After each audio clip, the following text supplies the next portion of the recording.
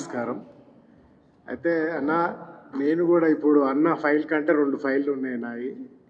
బాధ ఏందంటే అన్నకున్న బాధ కంటే ఎక్కువ ఉంది. వాస్తవానికి చాలామంది తెలంగాణ అంటే కాంగ్రెస్ మేనిఫెస్టోలో పెట్టిన తర్వాత ఉద్యమకారులకు ఇది సేమ్ అదే పెట్టిన తర్వాత కాంగ్రెస్ పార్టీకి ప్రజా సంఘాలుగా 26 తారీఖు నవంబర్ 2023లో మనం తాజ్ కృష్ణాలో మీటింగ్ పెట్టారు కాంగ్రెస్ పార్టీ. పెట్టి దానికి ఖర్గే గారు, అప్పుడున్న ఠాకూర్ గారు, వాళ్ళందరూ కేసీ వేణుగోపాల్ వచ్చారు. ఏం చెప్పారంటే, మీరు యాంటీ గవర్నమెంటు కేసీఆర్ దొరల ప్రభుత్వానికి వ్యతిరేకంగా పోరాడింది కాబట్టి మీకు ఎందుకు పోరాడిలని అడిగిరు అక్కడ ఆ మీటింగ్లో. అడిగితే చెప్పాం, తెలంగాణ కోసం పోరాడిన వాళ్ళను ఆ ప్రభుత్వం విస్మరించింది. ఆ 10 సంవత్సరాలు విస్మరించింది కాబట్టి మేము దొరలకు వ్యతిరేకంగా పోరాడినామని చెప్పినాం.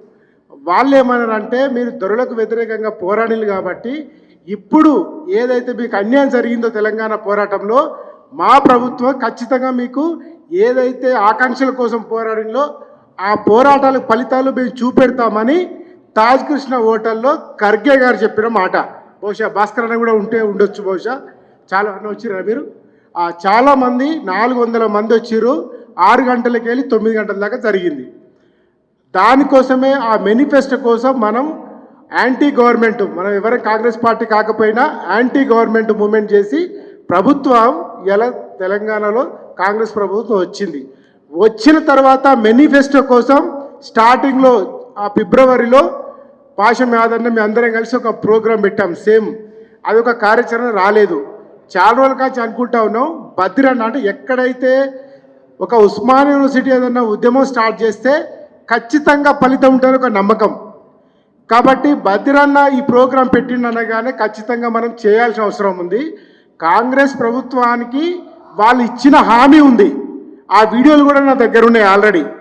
ఆ తాజకృష్ణలో జరిగిన హోటల్లో జరిగిన వీడియో కూడా నా దగ్గర ఉన్నది. కాబట్టి నేనేమంటున్నా అంటే, ఈ భవిష్యత్ కార్యాచరణ అంటే వాస్తవానికి కొద్ది మందిని వాళ్ళను మనం ఆ చూపెట్టలేము.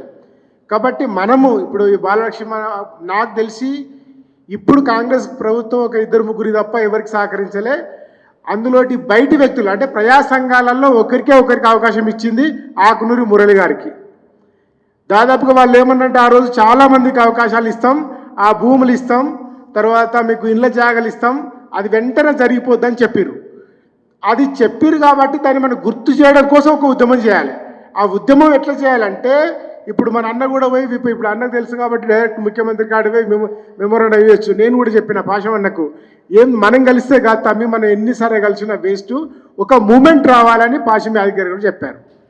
కాబట్టి నేను ఇప్పుడు మూమెంట్ ఎలా చేద్దాము, చాలా బాధ ఉంది. కుటుంబాలు కోల్పోయినాం, అన్న జైలుకు పోయినా, మనం కూడా చెర్లపల్లి జైలే మాకు ఇల్లు అయిపోయింది. పిడమర్తి రమణ, రాజారామణ మేము అందరం కలిసి. అంటే నేనేమంటున్నా, తప్పు జరిగింది, దాన్ని ఎట్లా సరిదిద్దుకోవాలనేది మన ఆలోచన. ఇప్పుడు దానికి నా ఆలోచన ఏంటంటే, ఉస్మానియాతో పాటు కాకతీయ, తెలంగాణ, శాలివాన, ఇట్లా యూనివర్సిటీలు ఏవైతే ఉన్నాయో అన్ని యూనివర్సిటీలలో ఇదే ఉద్యమకారులతో కొంత మన మూమెంట్ మనం ఏదైతే చేద్దామనుకుంటున్నామో అది వాళ్ళతో చెప్పి వాళ్ళందరం కలిసి అన్నట్టు మన ఇక్కడ ఉస్మానియా కేంద్రం ఒక బహిరంగ సభ పెట్టి ప్రభుత్వానికి వ్యతిరేకంగా కాదు, స్టార్టింగ్లో మనం ఏం చెప్తున్నాం, మీరు ఇచ్చిన హామీనే. వాళ్ళ మేనిఫెస్టో బుక్ నా దగ్గర ఉంది, మా ఇంట్లో ఉంది. కాబట్టి ఆ మేనిఫెస్టో బుక్లో ఉన్నదే వాళ్ళు మన కొత్తగా అడగట్లే, మీరు ఏదైతే చెప్పారో అదే అమలు చేయమని అడుగుతూ ఉన్నామని ఒక బహిరంగ సభ ద్వారా వాళ్ళకు ఒక ఇంటిమేషన్ ఇవ్వాలనేది ఒకటి.